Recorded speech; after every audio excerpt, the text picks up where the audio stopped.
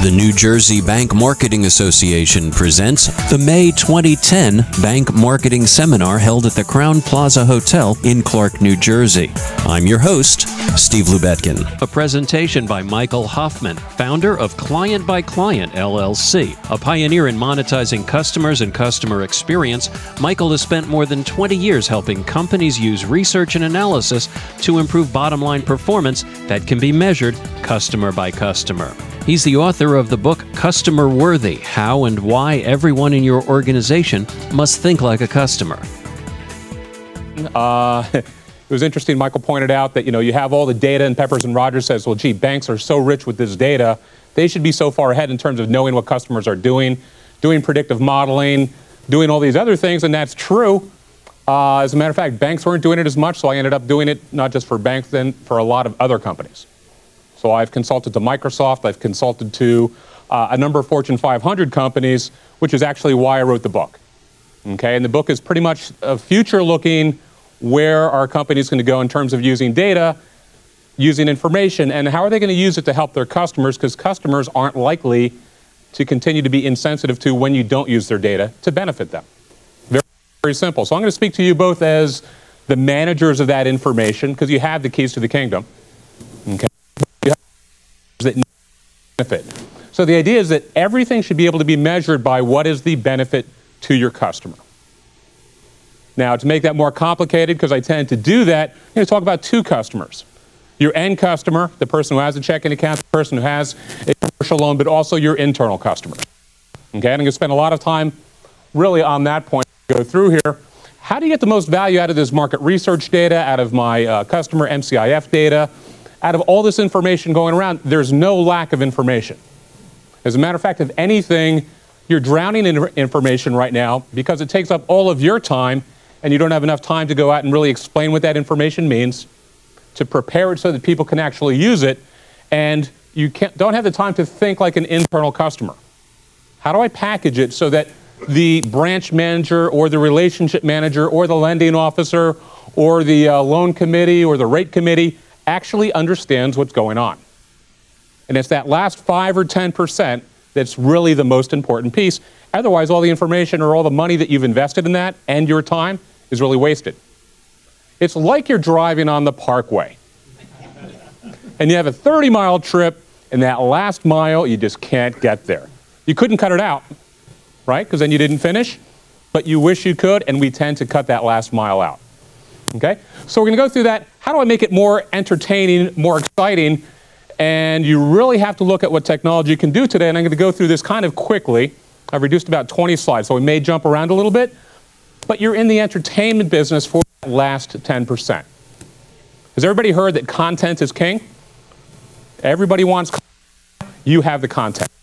You have interesting things that people want to know about, but you have to be able to segment it so the internal customers understand it. Just like Michael was just talking about, that point of relevance, how do you make it relevant to your internal customers?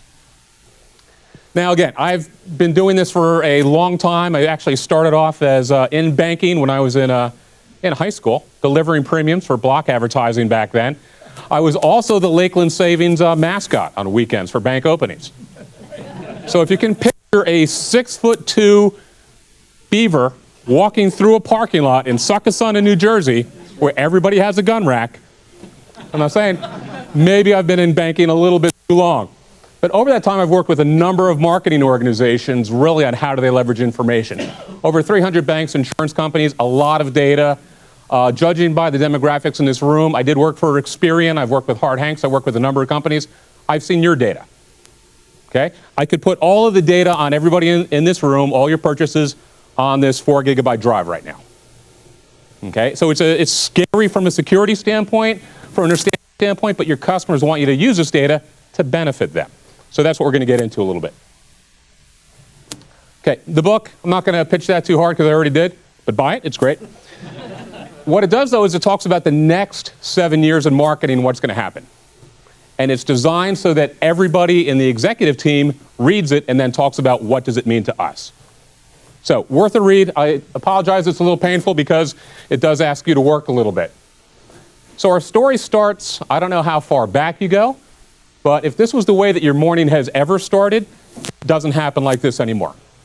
You come in, you grab the paper, you have a cup of coffee, you walk around, you chat a little bit. Those are really the old days. Because with the internet and everybody always connected, our weekends, all of your internal customers are always hungry for information. What just happened? What happened to our competitors? Who acquired who? What's going on with rates? How does that affect whatever? So as a result, we're always working, and you have to remember that when you think of your internal customers. There's always a thirst for information, and they don't want to be caught without it. You have to point out that you're the lifeline, you're the source for that information. And beyond that, you need to make it easy to get to, easy to understand. Okay? And that's really the biggest challenge when we look at all this and all the information that we have. What's wrong with this picture today? Because if I hand David this report, what's he going to do with it? It's static. It probably took me 2 to 3 weeks, or maybe 2 to 3 days, or maybe 2 to 3 hours to put that little chart together and then print it out in color. And as a marketing researcher person or as an analyst, this is the way I view that sheet of paper that I'm giving David. It's great. You should love it. I spent hours for this. You don't know what we had to go through to take out all the static noise, put this all together. You know, we changed the colors like 5 times. That's the way market researchers think of information. This is the way your internal customers think of reports. Okay? The reports are coming. Well, gee, great.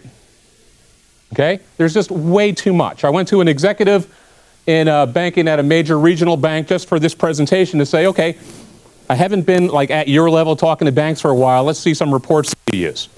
Of course, at his level, reports are voice activated. He says, I need to know this, and 5 people go running and get him the information. Okay? I always point out to people that researchers always say, we are not voice activated. It's coming, but it's not there yet. By the time these reports are viewed, by the time somebody starts clicking through tabs, all the information's obsolete.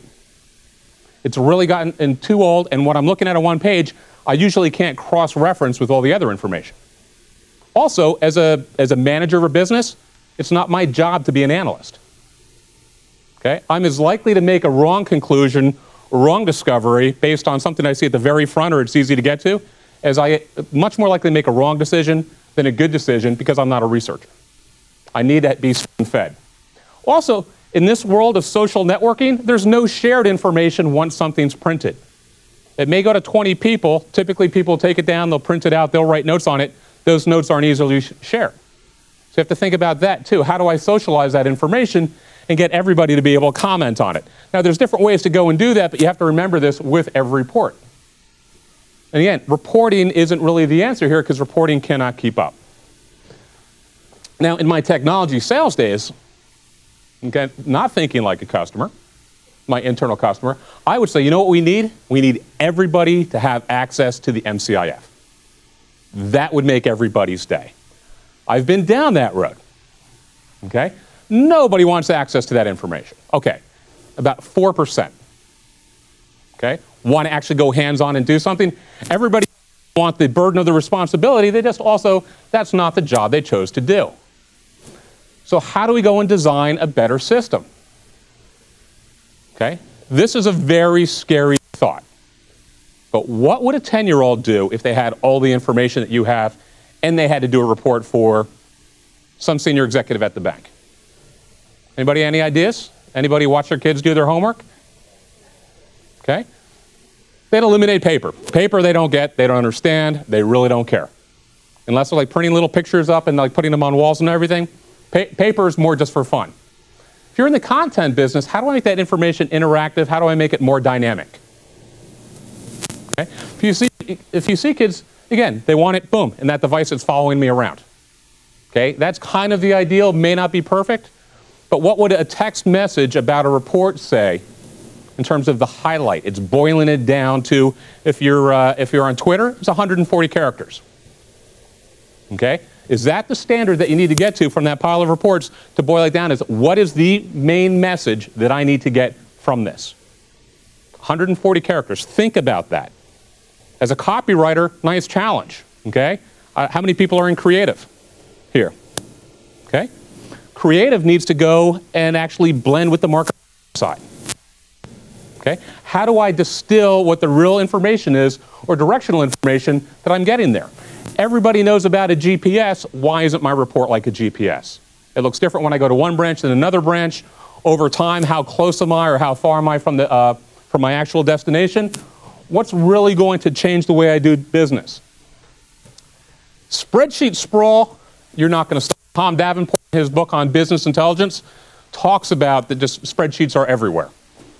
So at this executive's office, he showed me the reports that they get from marketing every week. And he reached out and hit the button that opened up the email that he had not opened that had reports on it. So he didn't use any names. So, and I could tell he'd never really opened that report before.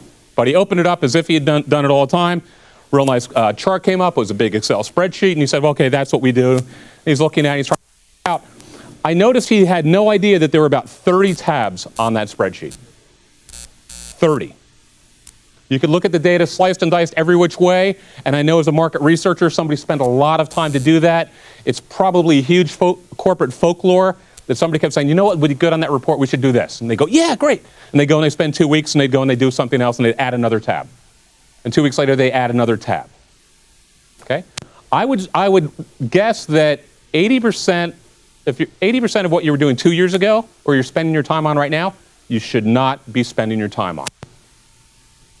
Okay? Because you're doing a lot of things, and maybe doing a lot of things manually that you shouldn't be doing, or that you don't need to do, that people wouldn't miss. Okay? Part of what I do as a profession is I go to companies. I was at a major bank, and we walked through all of their reports. We walked through their distribution. What we identified was their distribution list, people supposed to be getting reports that hadn't worked at the bank in 2 years. We found a group that was making reports, 4 people, full-time, statisticians, creating a set of reports that nobody used anymore.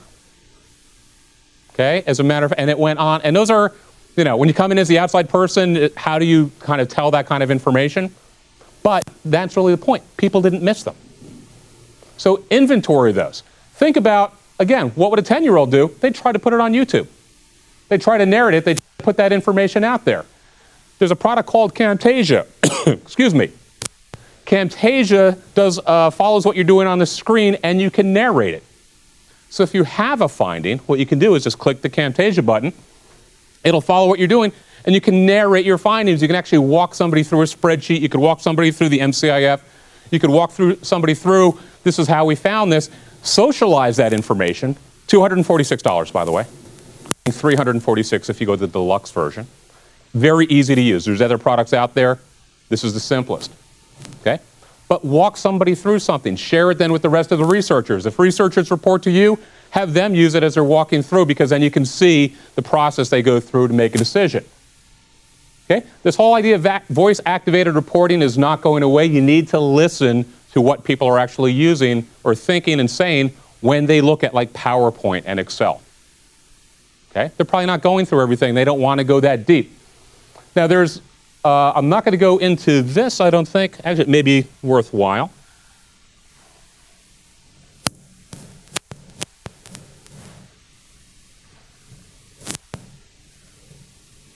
Just give you an idea of what it can look like.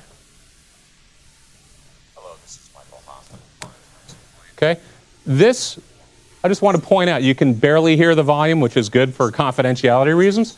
This is how we were delivering a report to a customer. Okay, we walked them through how to navigate it. We changed all the reports that they had, and we actually did this by going through, looking at their PowerPoints and how they use the information. So I can turn this off from here.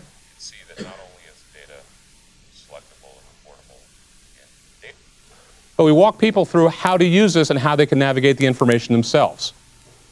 Now, this was no great feat. Camtasia, $300 pretty much when we were done. Walk through how to go and find information on there, walk people through it, but it allowed them to do it on their own time.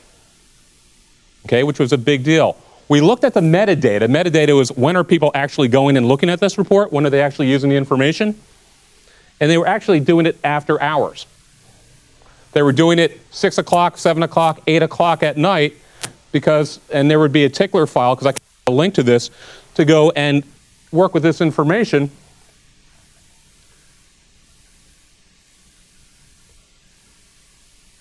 I'll get out of here in a second. But what we found was just exactly that thing. 6:30 in the morning, or before somebody was coming in the meeting, was when they started to open these up. Okay? I would imagine, like with iPhones, iPods, and everything else, people are also taking the information, playing it so they can listen to the audio on their way into work. Okay? The information is following the people around. There's nothing spectacular or wild technically about that, but it made the information very easy to get to. People got engaged. How do I start to make this information more interesting? How do I start to make it more dynamic without adding to staff? One place everybody should go to by the end of today is elance.com. Not just for work, but for everything you do at home and your whole to-do list. Elance.com, has anybody heard of elance.com? Besides other people that I've mentioned it to, thank you. But elance.com is your smart neighbor that'll do everything for you for $1. A little exaggeration, but PowerPoint, Excel, every type of tool, you scope out what you want it can be very, very loose, and it goes out and it's bid around the world. Okay, so you may have PhD people somewhere in some other strange part of the world that you've never been to, can't spell, who are bidding because they're looking for work and they're experts at this, and they can do something in 15 minutes that it may take you 5 hours, and it'll never look as good, and they'll do it at elance.com. Okay? Use it for some of the proofreading of my book. I've used it for logos, just putting your ideas together. We're talking about getting real work done in probably a half hour to an hour, maybe $65, maybe $100, that would take you a week. So use it for everything in your life. It's definitely worth taking a look at. Agencies are very good, as I was talking about before, taking this creative side. How do people understand this information? If I'm very analytical, just the way the mind works, I'm probably not really good at going face-to-face with people. How do I package my information? Going the other way, again, I try to point out, grew up in an agency, literally, walking around, ended up on the analyst side. Most people that are on the analytical side, when I go to those conferences, don't make eye contact. Okay? Not like most of you are. I do presentations there. All I see is the top of people's heads. I look at them, they immediately look down. Not a bad thing, but it's difficult for those people to go and make presentations. Use technology to make that work. Use the resources you have internally to make that work. Aggregators and consolidators, there's other people asking the same questions you are, probably in other market areas. Join LinkedIn, join a number of other social networks. Ask people in a group, the Chief Marketing Officers group on LinkedIn has 8,888 members as of yesterday at 6 o'clock. There was a question somebody else asked there that had 75 responses from 10 countries. Okay? You're not alone. Okay? Ask questions, float things out there. That's really the new world.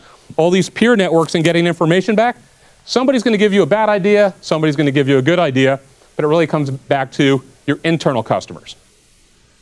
Okay? You can throw out 5, 6 different concepts, see which ones work, and then start to use them internally. But all these internal people want information, but they want it neat. I want it in my hand.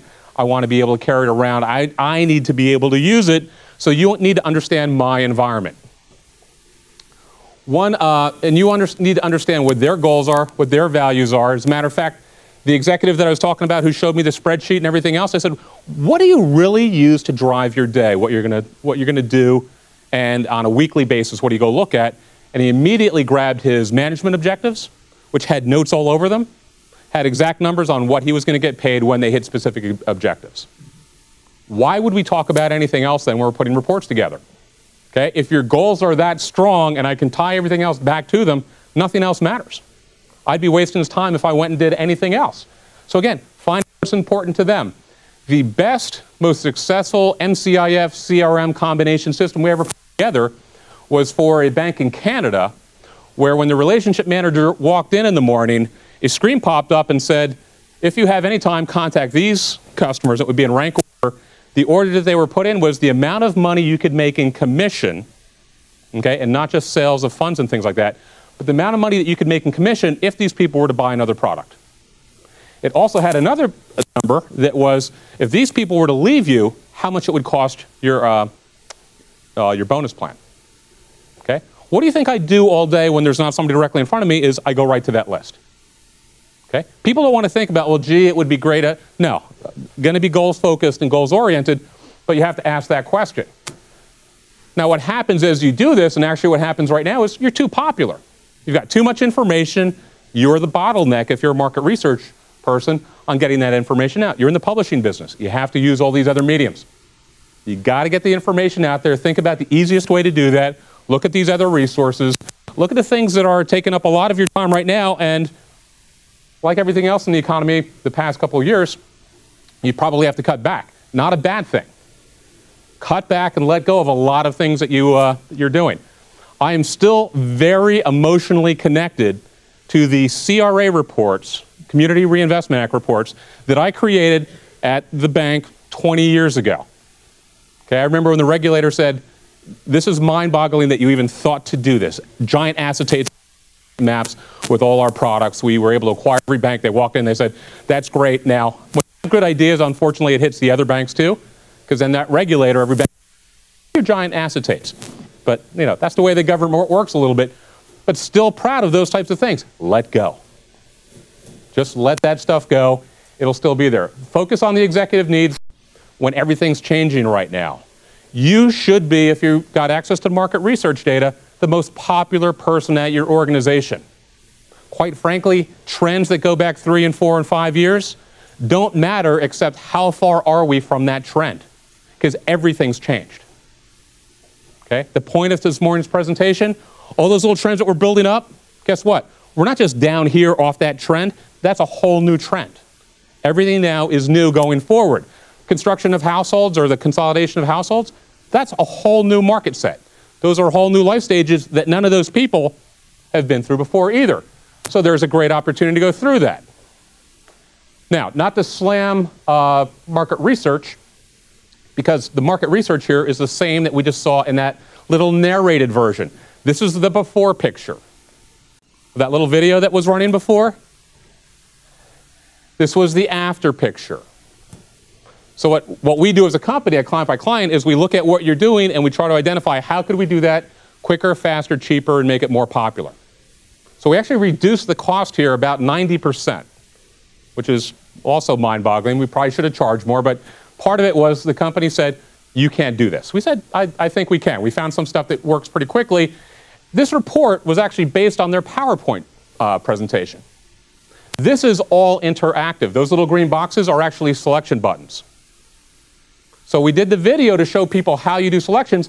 Every time I click on one of those things, the whole report changes dynamically. The same way people were talking about, they used the PowerPoint, we said, let's make that all live. What was more mind-boggling when we did this is, we're talking about dropping the bank's entire transaction base and every account they had in here. It was about 6 million customers and over 30 million accounts, and it was about a month and a half's worth of transactions.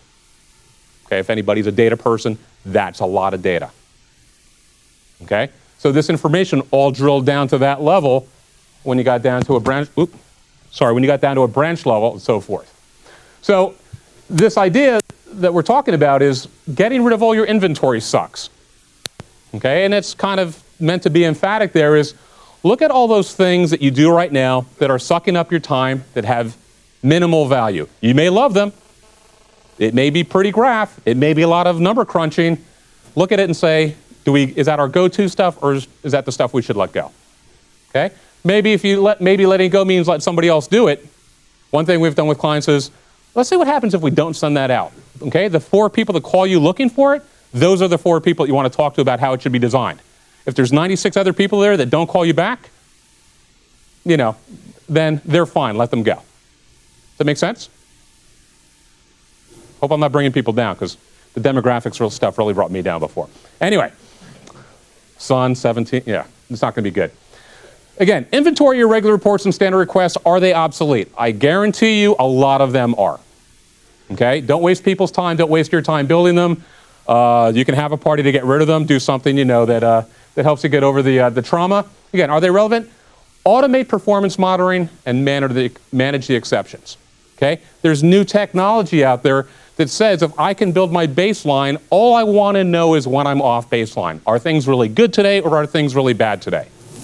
Okay? There's a piece in the book that actually goes about that and talks about when somebody walks in their office, the way things are going to change. You're going to see a giant screen and it's going to be all one color if everything's good, all green, and there'll be some little red blips. Because I think mentally that's the way people are looking at things. What do I focus on? Not the green. That's taking care of itself. Automate that. I want to work on the exceptions. Those little red blips. Are they good? Are they bad?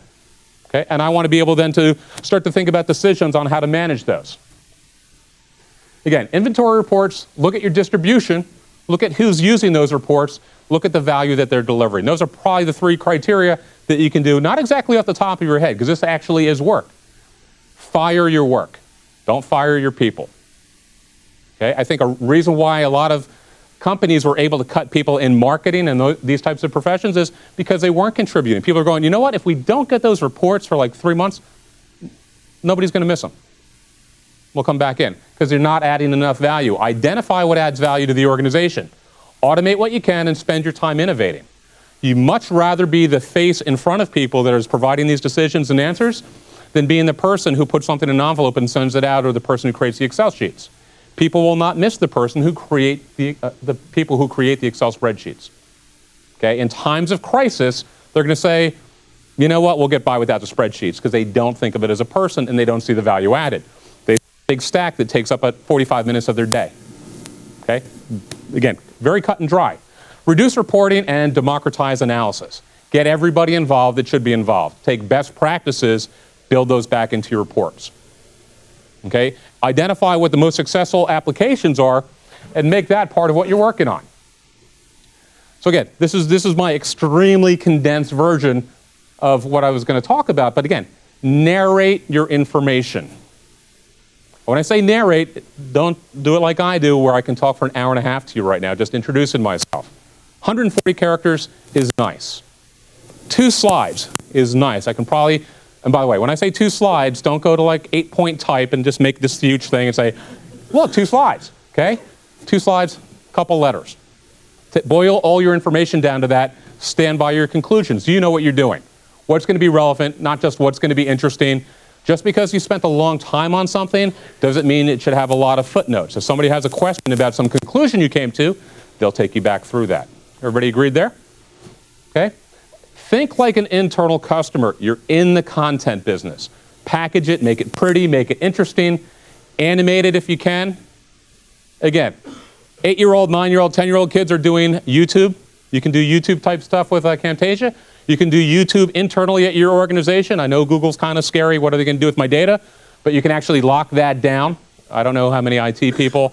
Anyway, I work with a lot of IT people. They get nervous about that. You can lock it down. Google does not want to lose people's data.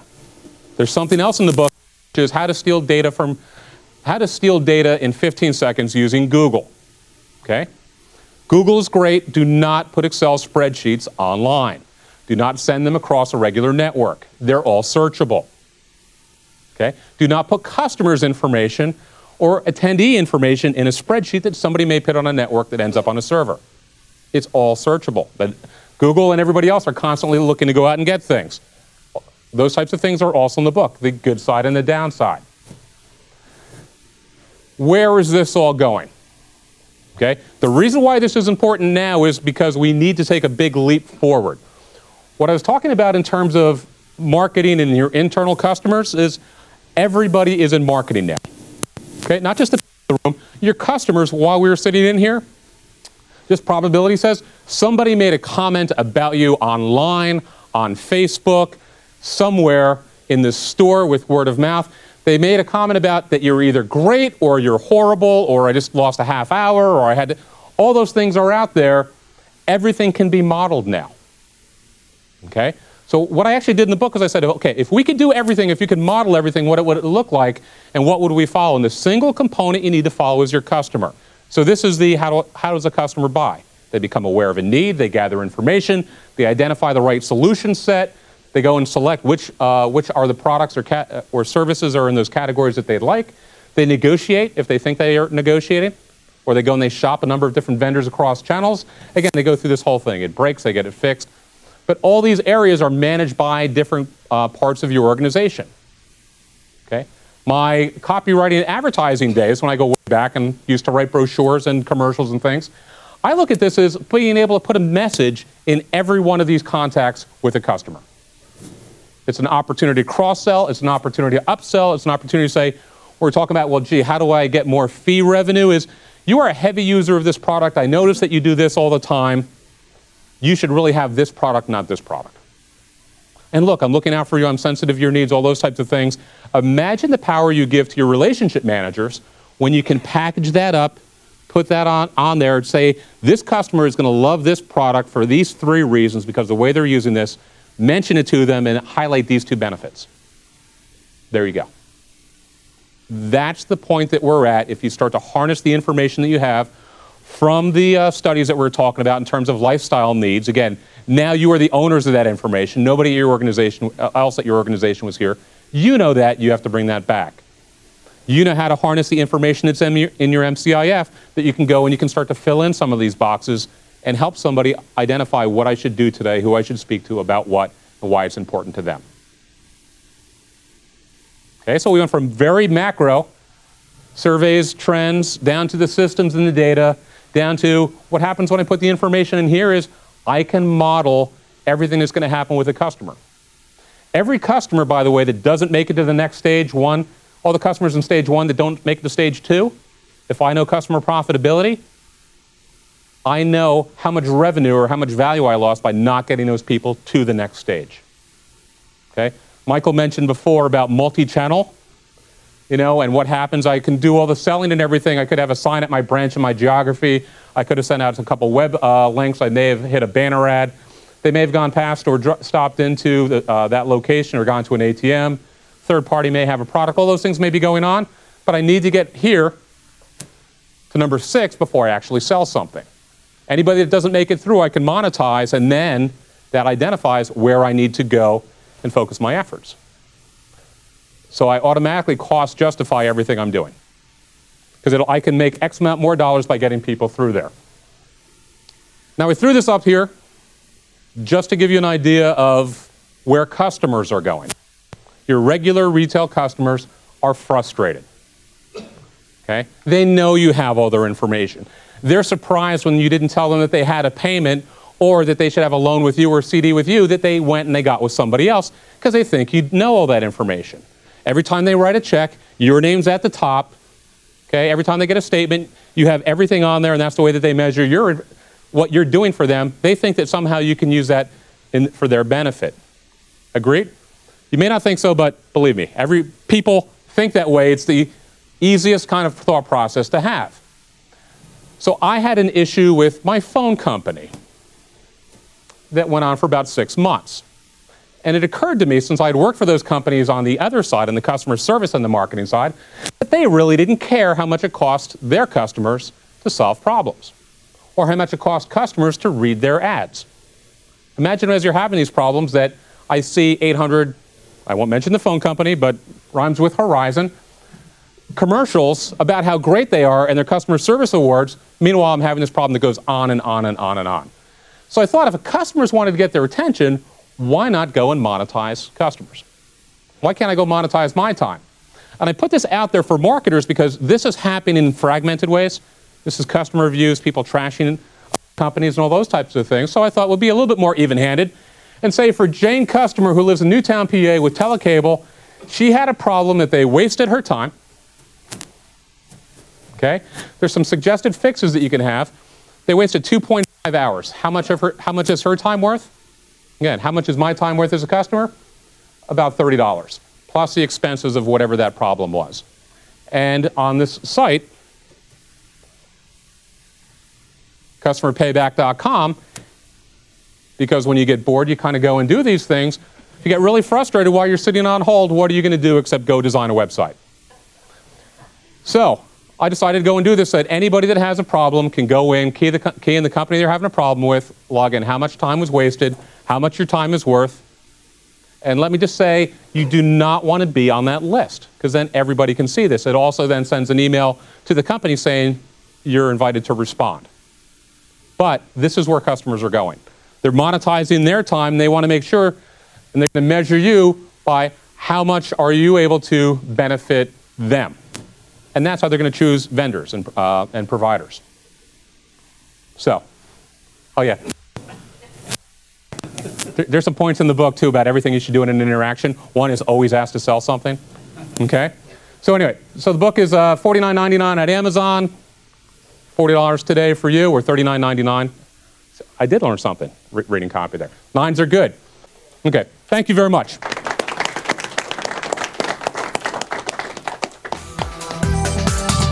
We hope you enjoyed this presentation from the New Jersey Bank Marketing Association. For more information, visit njbankmarketing.com.